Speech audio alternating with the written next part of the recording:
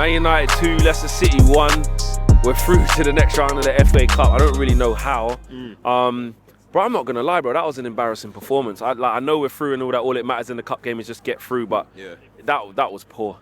Yeah, I know it was, man. It was. First half, no shots on target.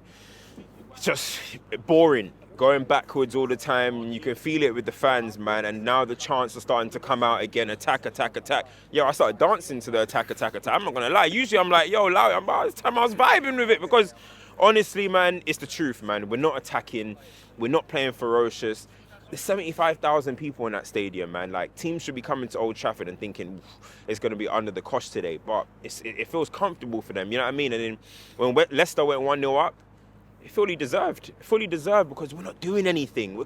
Every pass we make, our wing-backs are receiving it back to play. Our centre mids are going backward. Kobbie Mainoo's not doing nothing going forward. Like, Højlund's not holding up. Everything is just going backwards. And it's just, like, causing so much frustration with the team, man. Where do you stand with, like, Ruben's in a mess. He's come through halfway through. Yeah. It's not his players. He needs to undo the squad, rebuild it. All of the things where we, as Man United fans, we know how mashed up it was before you got here. Versus, like, okay, but you are the leader of the ship now. We need to start seeing something. Yeah. Where do you stand of that whole situation? 'Cause I feel like as soon as anybody tries to just say... Talk about manager. Yeah, it's like, no, the players. What can he do with these bozos? You know what it is, right? Initially, I was one of them. You know, initially, I'm like, listen, the players are terrible. We need to clear out. We need change. But the thing is, don't make it hard for yourself. You know what I mean? And I think Ruben's making it a little bit hard for himself. Like, Dorgu coming in, getting hooked. I thought he had started well, actually. I thought he had a good 45. But Dorgu playing on the right-hand side, still leaving Dalot basically useless on the left-hand side. It's like, just put them on their stronger foot. It opens up the pitch. It makes it better. We'll get down the line. You saw today when Garnacho come on, so many cutbacks. And I'm thinking to myself, why are we not just starting with that with our wing-backs? And then you think about the last game, Kobbie Mainoo 9. These stuff, listen. Persisting with Højlund. You're not, persisting with Højlund. So this type of stuff, right? Like, I'm not trying to get onto the manager. I'm going to give him time. I'm hammering him in or whatever you want to call it. But don't make it hard for yourself. And I think that's what he's doing at the moment a little bit. Like, there is decisions that I'm looking at. I'm like, that is questionable. Now, can we say he's learning on the job? And you know what I mean? Of course we're going to give him time. But you can't be afraid to call some stuff out. Today, for example, I just think the Dorgu on the right-hand side, Dalot on the left, it's a bit of a waste, you know what I mean? So there's still things for him to improve on. He's not perfect. Like, he's not perfect. He's not coming in as prime Pep Guardiola. He's got things to learn. So don't be afraid to call it out, but I'm not ready to, like, change that turn. Of course. It should not be that. But like you said, that open conversation, I feel, is needed to look at, like a multitude of things of where we're going wrong. You just noticed something. Come in a little bit. Yeah, you just noticed some things there that are wrong. The Xerxes situation came on again today, changed the game, got his goal. And when you say, you know what is it? When I'm looking at it, it's like, I'm saying change the game. Just control the ball. Like, it's not like, right, he's doing a mad... It's just control the ball. set someone. Spin, feet and back. Like, basics of football. Basics. The thing is, look, that's all we need at the times. All you need is basics. But the thing is, we can sit here again and be like, you know what, good cameo Xerxes. Xerxes will start next week. And then, it's back to square one. Then we're saying, oh my God, Xerxes. But do you think he needs to pick one? Well, I'm saying not Højlund, but just pick Xerxes. 5 games, good, bad or indifferent. If you played that, just so you got a little bit of something to know, right, I'm going to get a run. Let me try and get a feel for this. I think so. I think both strikers are playing with in their mentality where it's like they've only got 60 minutes to impress. They've only got 70 minutes to impress. So when you have that, it leads to kind of nervousness. It leads to kind of anxiousness as well. So I do think he needs to maybe make a decision there. Maybe his decision is Rasmus Højlund, which at the moment it's just not working out. Do you know what I mean? But it's not only him. I thought Garnacho came on and played brilliantly. But the thing is, right, the concern for me mainly is that we didn't win playing Amorim's football today, you know that, right? We played playing Ten Hag's football, you know that. Give it to Garnacho, give it to a winger. Give it to Bruno Fernandes. You boot the ball over to Garnacho, and Garnacho, the stadium is yours, you know what I mean? And that is what happened. And the whole thing singing Viva Garnacho as well, just from a couple touches. Exactly. Just because he involved the fans. That's it. He was exciting, he came on, he was running at them. He had a bit of a chance that he should have squared that to Rasmus. But he had squared 3. And nobody was there, so and maybe it's the same obvious left foot cutback, just how to go. Why is nobody arriving there? Exactly. That's the thing. So I'm just looking at it and I'm like, okay, we didn't actually win the Amarin way. The Amarin way was the first half, which was very boring. The second half, when we played, I don't want to say the.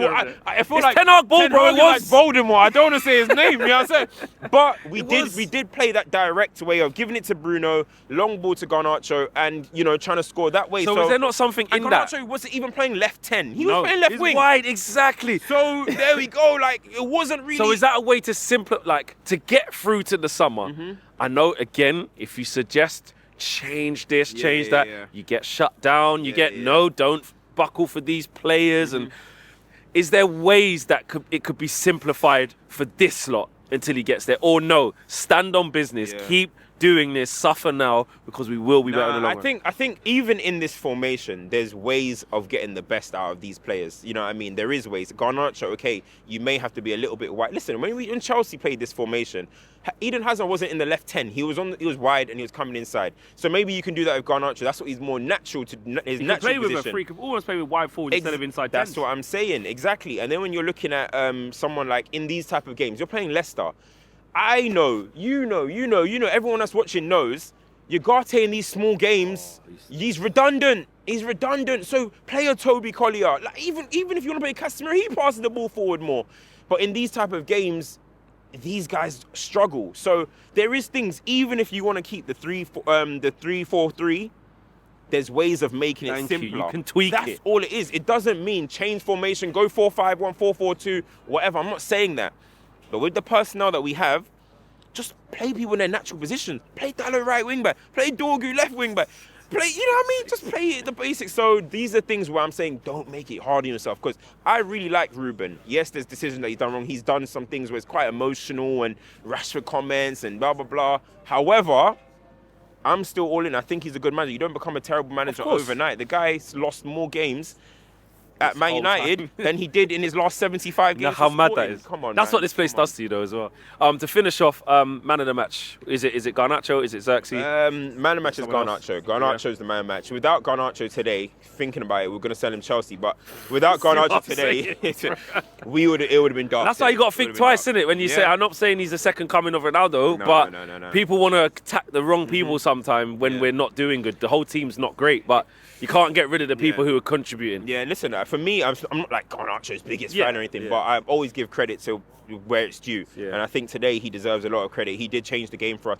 He's the one that made us, Leicester, actually say, oh, we've got a football match on our hands. Yeah, James Justin's going, right, okay. All of a sudden, their defenders are running backwards. Before everything's in front of them. Life is good. Bro, Walt Fires. I'm sorry, he's one of the worst defenders I've seen in the Premier League. 100%. He looked like prime David Luiz today. I was like, wait, that's David Luiz. I was like, that's not Walt Fires. That's David Luiz in Chelsea era. You know what I mean? Like, honestly, so... Whatever, Daka and that. No, are you? This is what I'm saying, but... Listen, I'm sorry to Ruud van Nistelrooy though, man. You're still my guy. Can you explain what? You know what? I saw Van Nistelrooy, right? You see, they say never meet your heroes. I came here to meet Van Nistelrooy. Yeah, I saw him in the tunnel because I got access. Yeah. Hold on. We're good over there. You know what I mean? Picking up the pass. So I got access. I saw him, and I said, Ruud, can I get a picture? He said, no. And I was thinking, it was the wrong time. He was talking to Bayinda though. Yeah. And he was saying to Bayinda, half a meter, offside, half a meter. But I said, listen, I've only got one shot. You not miss your chance. I said, Ruud, can I have a picture? You asked again? No. I asked him when he was talking to him. I had to, bro. Just wait for the conversation. I couldn't. Bro. He was going to the press room. Can I say something as well? One shot. Bro, do you know what? You got to shoot. You've done this twice, bro. It's a shooter's league. You tried to hug up Roy Keane, bro. He told you move as well, bro. I saw Roy Keane today, though. And me and him was like this. He dapped it up proper. My dog, bro. We're cool now, bro. You know what I mean? But listen, I'll be there next round. I'll be there, man. I'll be there. Just don't jinx up the legends. Yeah. No. Who do I need to meet next?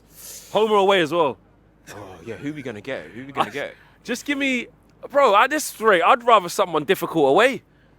Because at least they're going to show up. Old Trafford is kind of scary. You know what I'm saying? I don't want no one here, bro. Yeah. You mean Etihad really? Yeah, bro. Give me Etihad away or something. I can't lie, though. I don't want to jinx it, yeah? Yeah. I don't want to jinx it, people. No, you don't want Liverpool. I don't want to jinx it now, but it's feeling like another Wembley run. Wembley, mate.